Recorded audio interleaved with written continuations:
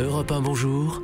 Raphaël Duchemin. 6h20 sur Europe 1. Guillaume Pépi et Patrick Jeantet sont donc de nouveau convoqués chez la ministre des Transports. Elisabeth Borne veut entendre leurs explications après les incidents à répétition survenus, notamment durant le mois de décembre.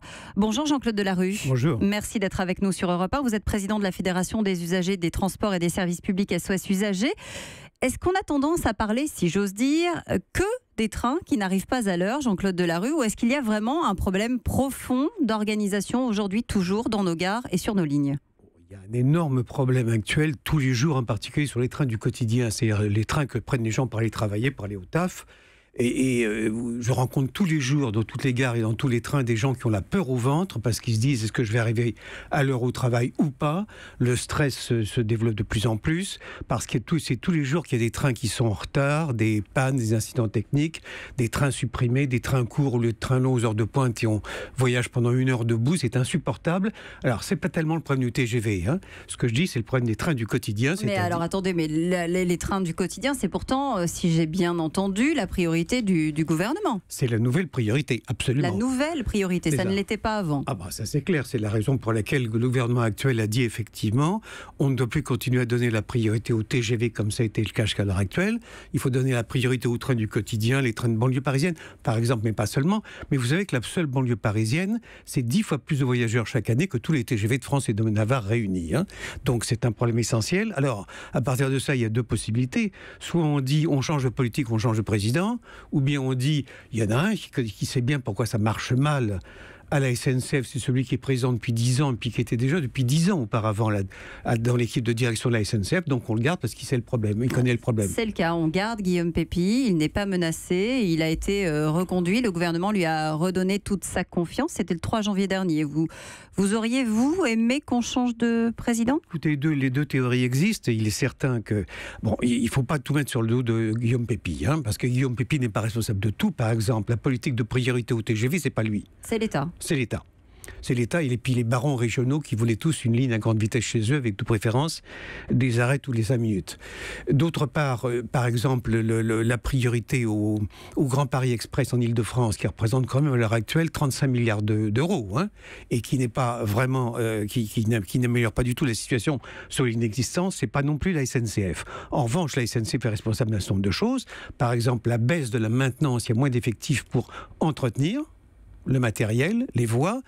Et puis d'autre part, il y a aussi un problème très important qui est que la SNCF ne s'intéresse pas à l'accessibilité, c'est-à-dire la possibilité pour les personnes en fauteuil roulant, pour les mamans avec des poussettes, pour les personnes âgées comme moi avec une valise, de prendre le train. Alors justement, c'est intéressant ce que vous nous dites, parce que la CGT pense la même chose, Jean-Claude Delarue. La CGT de la SNCF qui dit, c'est assez récent, il y a 4 jours, que les moyens humains, matériels et financiers sont insuffisants et que c'est ça qui entraîne les difficultés croissantes pour les cheminots et aussi pour les usagers. Donc vous faites la même analyse. Oui, et nous la faisons depuis 10 ans. Le premier tract qu'on a distribué à la gare Saint-Lazare sur le thème « On ne fait pas assez pour la maintenance, il n'y a pas assez d'effectifs pour le faire et donc les trains tombent trop facilement en panne », ça remonte donc à mars 2008. Ça fait 10 ans. D'ailleurs, Guillaume Pépi était conscient de ça à l'époque, puisqu'il avait déjà lancé un premier programme pour le RERD, qui est comme un peu la ligne poubelle de l'Île-de-France à l'heure actuelle, hein. À l'époque, pour 2 ans, ça n'a rien donné. Il a recommencé en janvier 2011. Pour 2 ans, ça n'a rien donné. Voilà le résultat. Le problème, c'est qu'en ce moment, il y a justement un programme de travaux qui est en cours, de réfection des infrastructures. Donc, il va falloir apprendre à être patient si on veut solutionner la question des retards. Apprendre à être patient, on l'a été depuis des années. Ça fait mais des années. Être patient encore ? Encore patient, c'est tout à fait évident, mais au moins patient pour quelque chose de positif, c'est-à-dire pour une rénovation du réseau existant. C'est ça l'essentiel. Et d'ailleurs, nous lançons un appel à tous ceux qui ont à l'heure actuelle des problèmes au taf, au travail, à cause des transports, pour qu'ils s'adressent à nous, SOS usagers. Nous allons préparer un livre noir des gens qui ont un gros stress au travail à cause de la mauvaise qualité des transports. Un livre noir que vous remettrez au patron de la SNCF et à l'État ? Et à l'État, bien sûr, oui. On attend justement d'ici la fin janvier un rapport de l'ancien patron, cette fois d'Air France, Jean-Cyril Spinetta, sur la refondation du modèle ferroviaire français. Que faut-il y mettre justement à l'intérieur pour le penser correctement selon vous, Jean-Claude Delarue? Écoutez, il y a deux SNCF différentes. Il y a la SNCF TGV qui marche pas trop mal, même s'il y a des problèmes.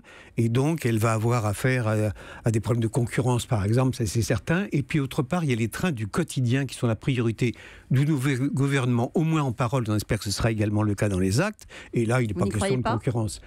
Ah si, on y croit éventuellement, mais je veux dire, on est méfiant. Vous êtes méfiant.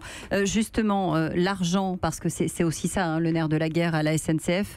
On voit qu'il y a une dette qui avoisine les 50 milliards, qu'il y a 46 milliards d'euros d'investis sur 10 ans. A priori, c'est ce que dit le journal des Échos, l'année 2017 s'est plutôt bien passée pour la SNCF.